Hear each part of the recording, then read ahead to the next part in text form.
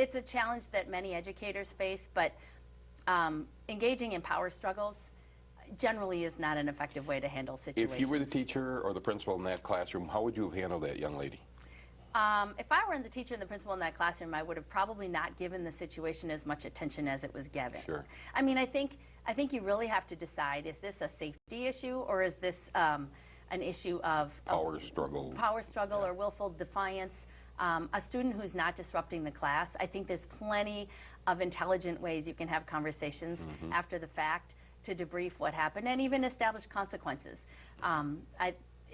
Engaging in the power struggles in disrupting the class of students, for those students that day and probably for many days after, the learning was completely disrupted. Sure. And that's not what we want. I think we have to be really smart about how we handle conversations and reflecting with students about their behavior.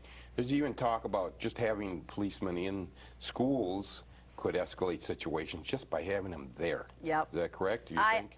I think that it absolutely, if it's not handled well. People have to have training, they have to have engagement. But all staff, teachers, paraprofessionals, principals have to really, they need strong training on how to de-escalate situations and how to engage with the learners. Generally, students who are acting out in some different ways, there's something behind it. There's some situation that happened ahead of time. There might be work avoidance happening. There might be some other kinds of underlying mental health needs. And the greatest defense against challenging behaviors is knowing every student. Everyone's an individual person, and everyone has different needs they're trying to have met. And the best systems we have are the ones where teachers and people know each child. And those situations happen much less in an environment where everyone knows each child and knows their goals they're working on, the skills they're developing. Sure. Changes the whole environment. Sure.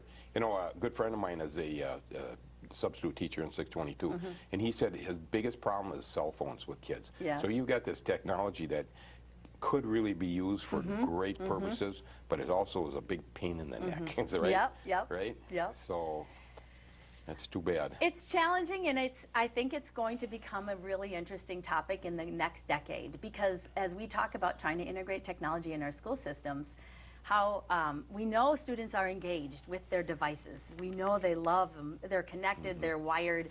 How can we best use that technology in a classroom that keeps students focused without turning into huge power struggles just over that? Sure. It's a big challenge ahead of us. Yeah. But as far as the discipline, I was thinking this morning when I knew I was going to interview you, when I was a young person in school, we were in the era where you would get smacked up against the locker. Yep. They took care of all the problems. And I certainly understand you can't do that anymore. Absolutely, you right? cannot. But I'll tell you what, we had the best behaved classes, and I'm sorry to say that, but darn it, I'm an old school guy. But anyway, so we have to move on here. We're running, how time's gone so fast here. But anyway, just the demographics of 622 has really changed in the last several years. Can you give us a rundown on that? Sure, I'll talk about that. Right now we have crossed over. We are 51%, I think, students of color. What's interesting about our demographics is that we've really got a pretty even split among our student groups. We still have 50% white students, more or less, but of our students of color, we've got a pretty even split of African American students, Hispanic students, Asian students.